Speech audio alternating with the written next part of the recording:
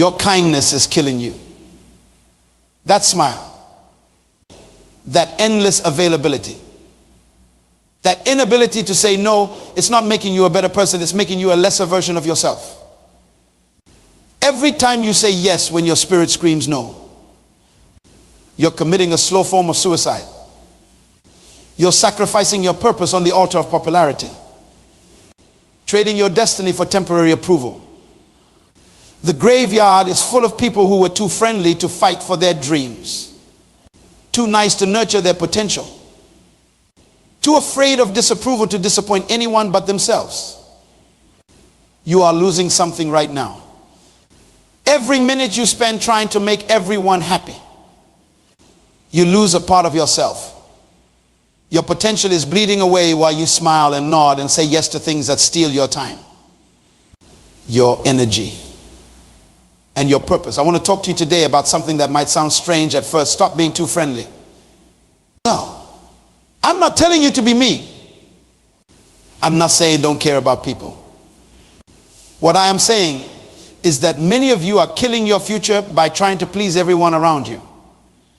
You are so busy being nice that you have no time left to be great. Let me tell you about something that happened to me years ago. I was sitting in my office late one night, working on a project that wasn't even mine. A colleague had asked for a little help, and somehow I ended up doing his entire presentation. My phone kept ringing, people wanting advice, wanting my time, wanting favors, and I said yes to all of them. My desk was covered with other people's priorities. My calendar was filled with meetings I didn't need to attend. My energy was spent on problems that weren't mine to solve.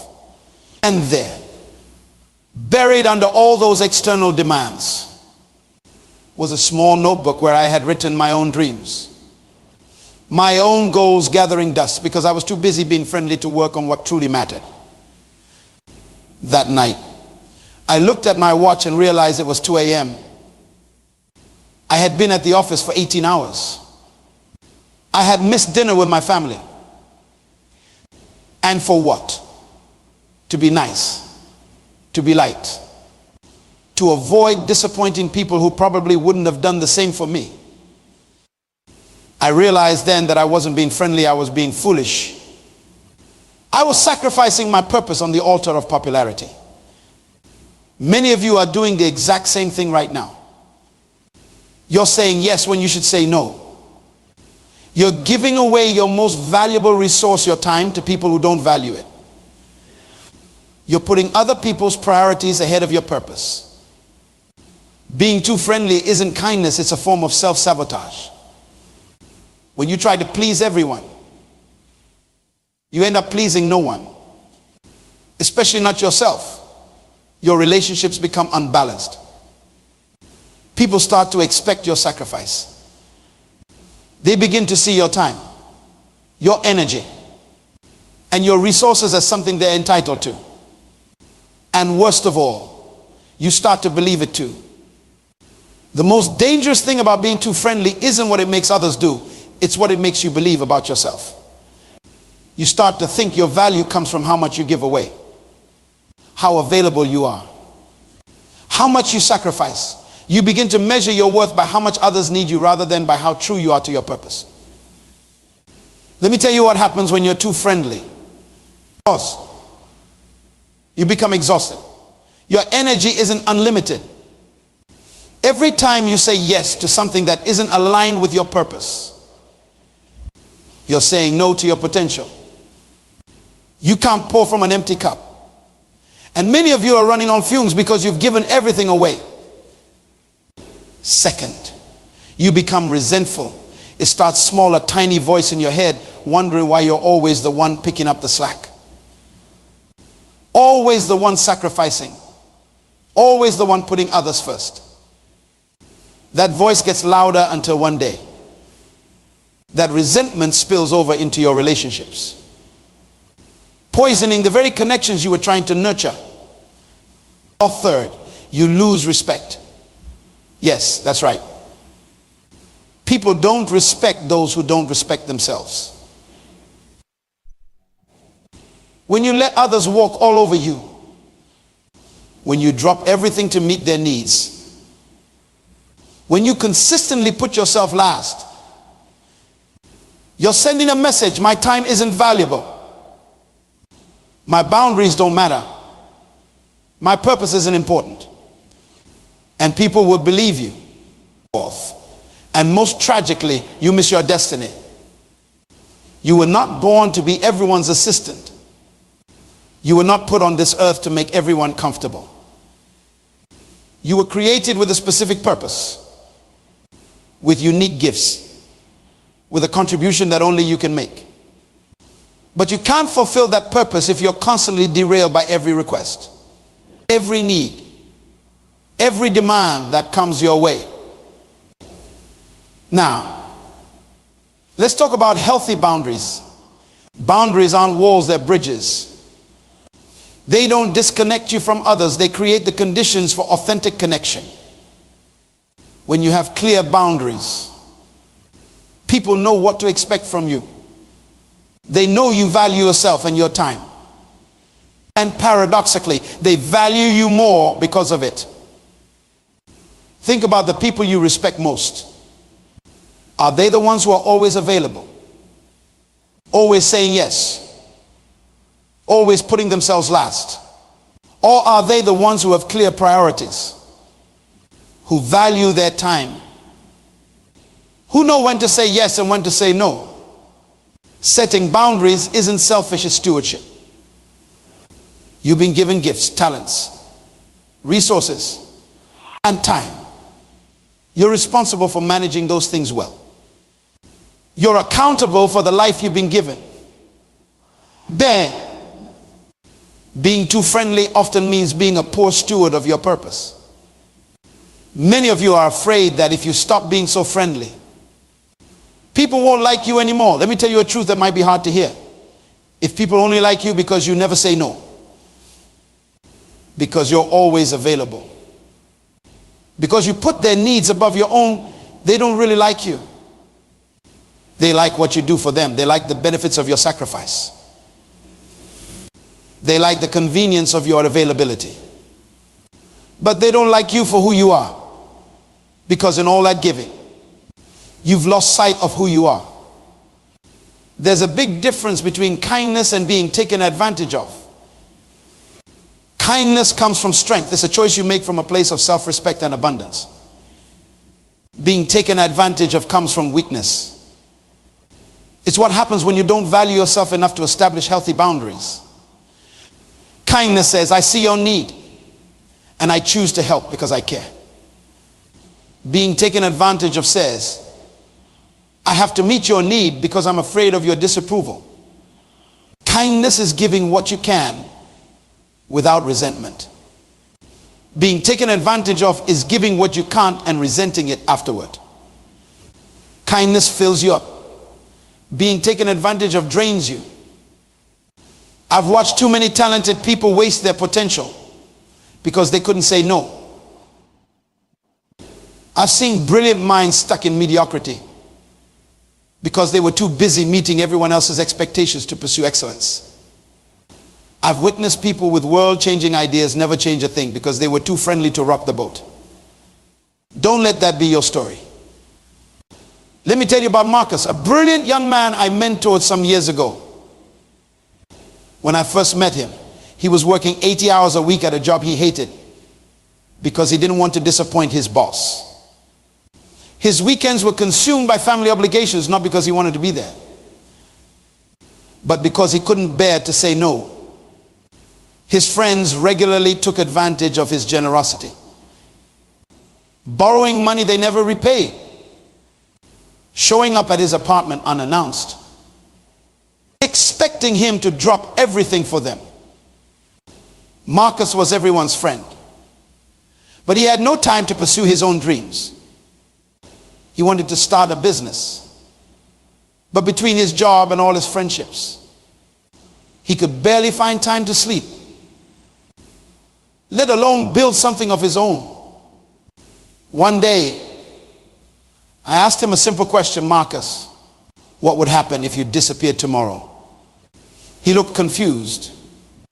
So I explained, if you vanished, your company would hire someone else. Your family would find other ways to handle their issues. Your friends would find someone else to take advantage of. Life would go on without you. But your purpose, that unique contribution only you can make, would die with you. That hit him hard. He realized he'd been living as if his only value was in what he could do for others, not in what he was created to do. Over the next year, Marcus transformed his life.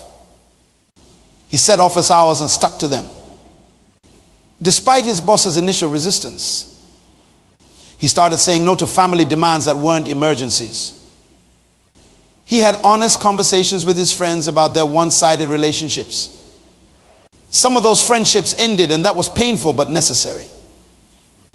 With his new boundaries, Marcus found time to work on his business idea. He started small, working evenings and weekends. As his business grew, he reduced his hours at his job.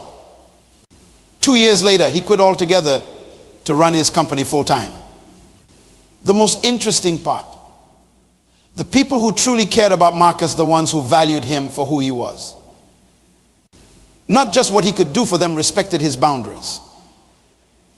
Those relationships grew stronger, deeper, more authentic. The relationships that couldn't survive his boundaries weren't worth keeping in the first place. Today, Marcus employs 15 people.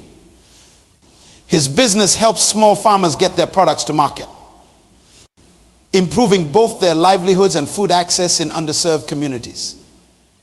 He's making a difference in the world, a difference that never would have happened if he had kept being too friendly. I'm not saying you should stop caring about people. I'm saying you should start caring about your purpose even more. Think about an airplane emergency. What do they tell you? Put your own oxygen mask on first before helping others. Why? Because if you pass out from lack of oxygen, you can't help anyone. The same principle applies to your life. If you're constantly giving all your energy away, you'll have nothing left for your purpose. And if you never fulfill your purpose, the world loses the unique contribution only you can make. Your time is not a renewable resource. Once it's gone forever. Every minute you spend on activities that don't align with your purpose is a minute you'll never get back. Every yes to something that doesn't matter means a no to something that does. Stop being too friendly with your time. Stop being too generous with your energy. Stop saying yes when your spirit is screaming no. This isn't about becoming selfish. It's about becoming focused. It's about recognizing that you can't be all things to all people, and you weren't meant to be. It's about understanding that the greatest gift you can give to the world isn't your compliance or your constant availability. It's your authentic contribution. Your purpose fulfilled. Your potential realized. Many people live their entire lives without ever drawing a line, without ever saying, this far and no further. They become human doormats, letting everyone and everything walk over them. Then they wonder why they feel empty, exhausted, and resentful. They wonder why their dreams never materialize, why their goals remain out of reach, why their purpose goes unfulfilled. The answer is simple. They were too friendly with the wrong things and not friendly enough with the right ones. Too many people have built their prison with the bricks of accommodation. They have constructed walls of compliance around their potential. They have fortified these prisons with the cement of fear, fear of rejection, fear of disapproval, fear of being alone. And now they sit inside these structures they've built, wondering why their lives feel so confined, so limited, so far from what they dreamed. The key to freedom is in your hand right now. That key is the word no. 2 letters, 1 syllable, infinite power, When you learn to say no to what doesn't serve your purpose, you create space to say yes to what does. Most people have this backward. They say yes to everything, then wonder why they have no room for their priorities. Your no is as important as your yes, maybe more important. Every great achievement in history came from someone who said no to distractions and yes to focus.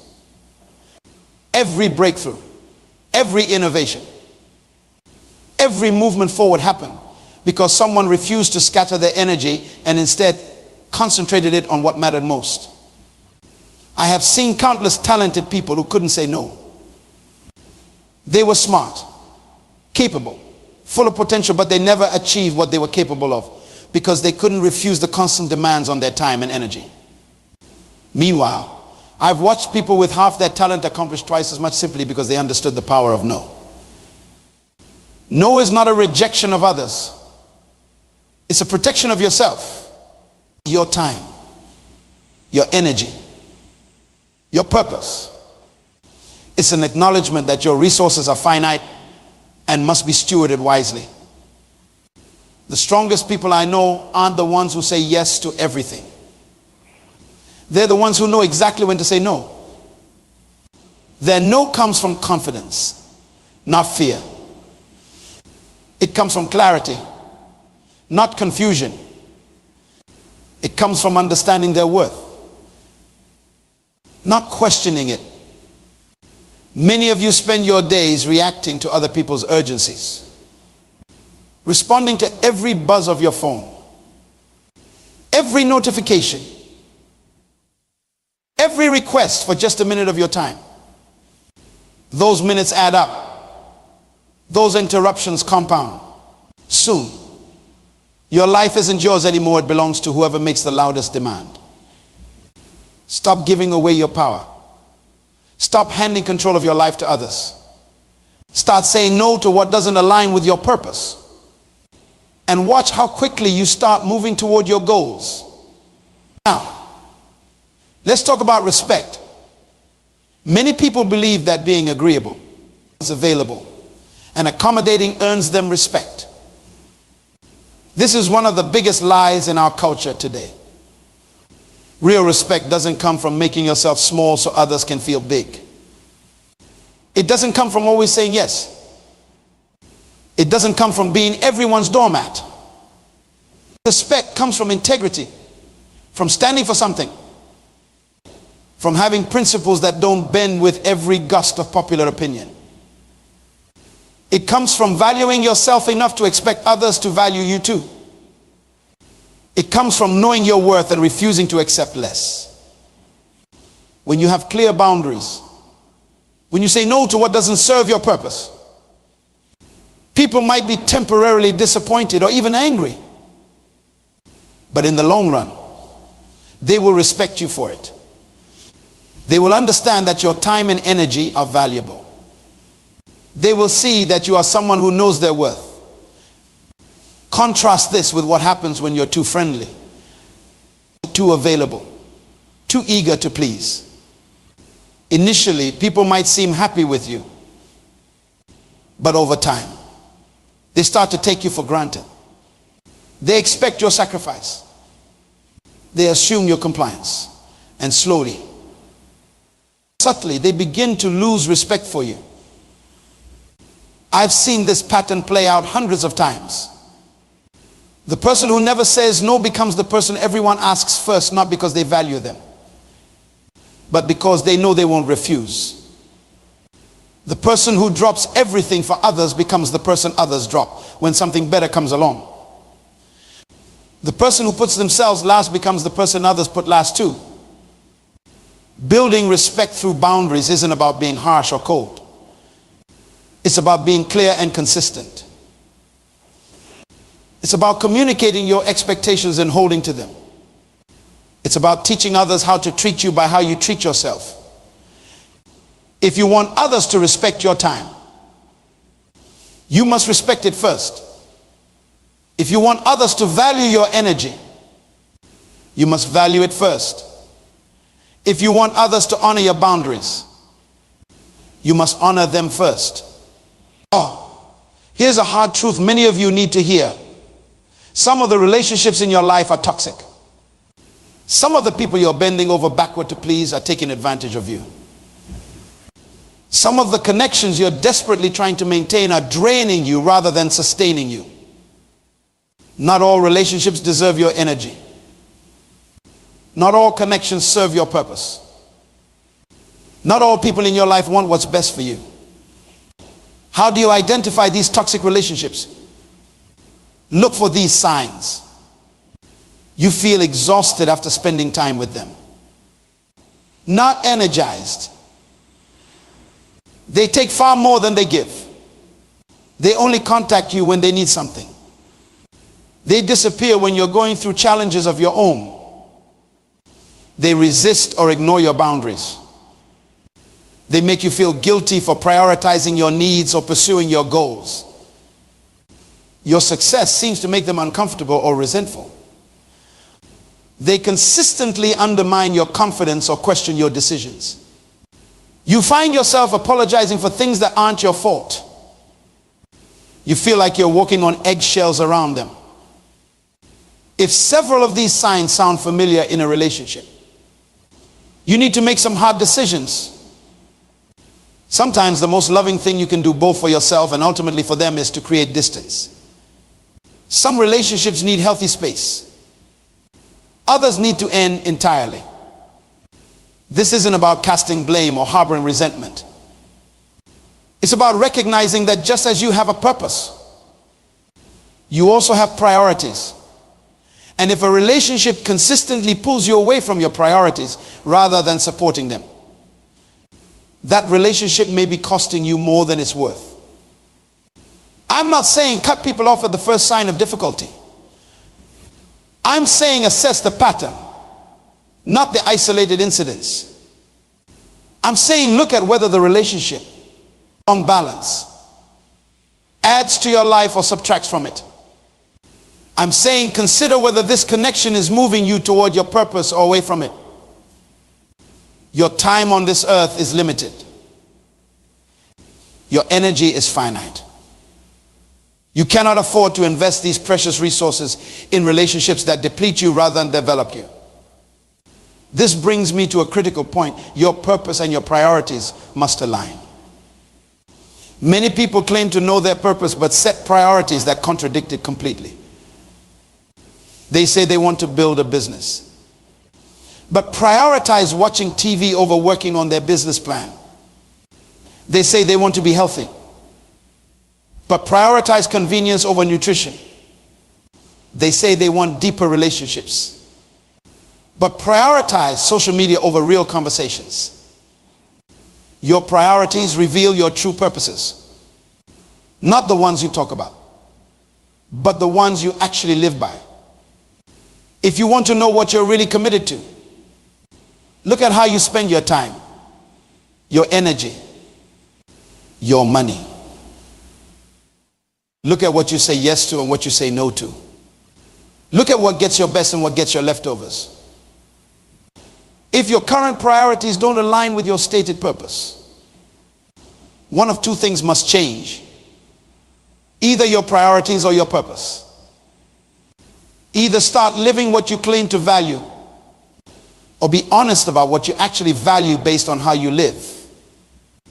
Being too friendly often leads to a total misalignment between purpose and priorities. You say your family is your priority, but you can't say no to your boss. So you miss your child's recital. You say your health is your priority, but you can't say no to social obligations. So you skip exercise and sleep. You say your business is your priority, but you can't say no to distractions. So your business stagnates. Stop this cycle. Align your priorities with your purpose by learning to say no to what doesn't move you forward. Let me give you some practical steps to stop being too friendly. First, get clear on your purpose. You cannot protect what you don't identify. Write down your personal mission statement. What were you created to do? What contribution are you meant to make? What problem are you here to solve? Unless you know your purpose, you won't know what deserves your yes and what deserves your no. Second, audit your current commitments. Make a list of everything you've said yes to, every obligation, every responsibility, every recurring activity. Next to each one, write whether it aligns with your purpose or not. Be brutally honest. You'll likely find that many of your current commitments are taking you nowhere near your goals. Third, create scripts for saying no. Many people struggle with no because they don't know how to say it gracefully. Prepare simple, clear, kind ways to decline requests. Practice them until they feel natural. Remember, you don't need to explain or justify your no. I'm not able to take that on right now as a complete sentence. So forth. Start small. Don't try to transform all your relationships overnight. Begin by setting boundaries in low-risk situations. Say no to the telemarketer. Decline the optional meeting. As you build this muscle, gradually apply it to more important areas of your life. Fifth, expect resistance. When you start setting boundaries, people will test them. They're used to your yes, and they won't give it up easily. Some will push back. Some will try to make you feel guilty. Some might even get angry. Stand firm. The temporary discomfort of maintaining your boundary is nothing compared to the permanent resentment of continually crossing it. Sixth, surround yourself with boundary respecters. Seek out people who honor your no, who don't take your time for granted, who respect your priorities. These healthy relationships will give you strength to address the unhealthy ones. Finally, celebrate your progress.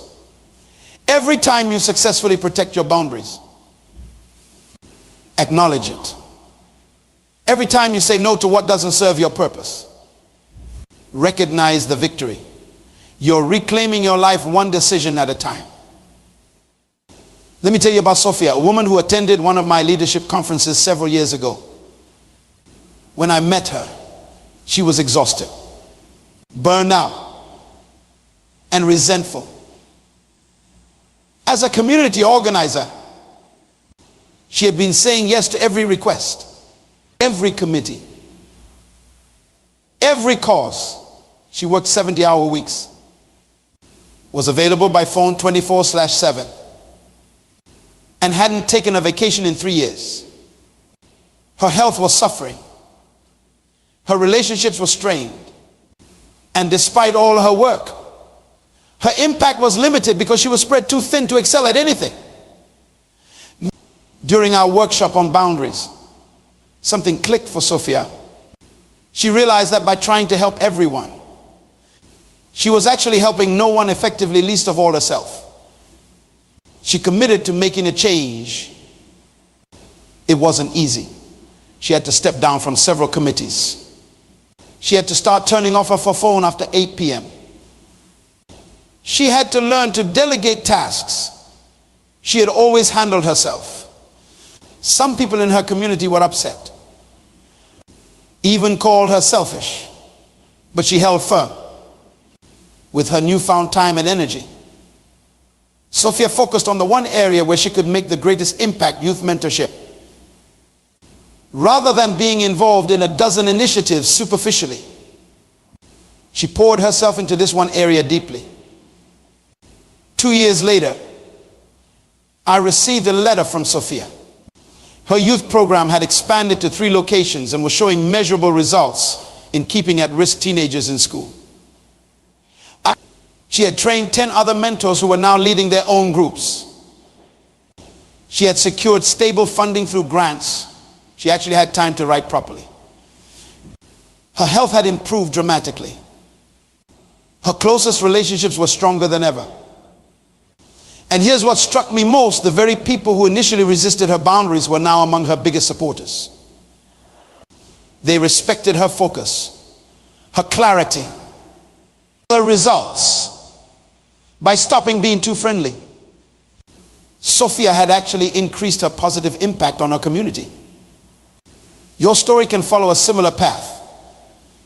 You can go from being scattered to focused, from exhausted to energized, from resentful to purposeful. But it starts with a decision to stop being too friendly with what doesn't matter so you can be fully committed to what does. Remember, the world doesn't need more nice people who say yes to everything. The world needs more purposeful people who say yes to what matters and no to what doesn't. The world doesn't need more people pleasers. It needs more difference makers. And you cannot make a difference if you're too busy making everyone happy.